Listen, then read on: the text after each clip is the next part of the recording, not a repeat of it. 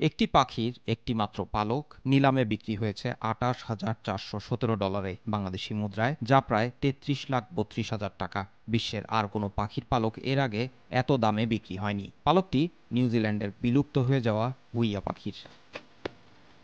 নিলামকারী প্রতিষ্ঠান ওয়েবস auction house জানিয়েছে, প্রথমে আশা করা হয়েছিল পালকটি $৩,০০০ বিক্রি হতে পারে, কিন্তু এবারের পালকটি এর আগে বিক্রি হওয়া একই প্রজাতির পাখির আরেকটি পালকের চেয়ে ৪৫০% বেশি দামে বিক্রি হয়ে সব রেকর্ড ভেঙে দিয়েছে।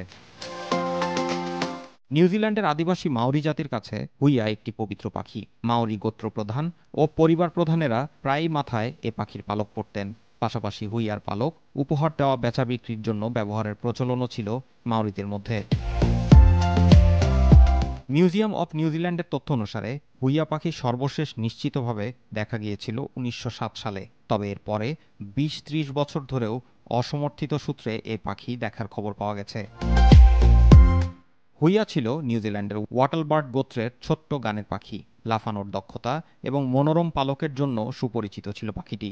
এ পাখির শরীরে পালকের বেশিরভাগই কালো আর লম্বা লেজের শেষ প্রান্তে ছিল সাদা। অতীতে মাওরিদের কাছে হুইয়ার পালক ছিল মর্যাদার চিহ্ন।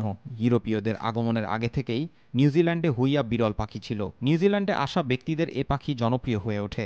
এর ফলে পাখিটি সংগ্রাহক এবং ফ্যাশন ব্যবসায়ীদের লক্ষ্যে পরিণত হয়, যার জেরে বিলুপ্তির দিকে এগিয়ে যায় হুইয়া। জুবাইর রহমান, মাই টিভি নিউজ।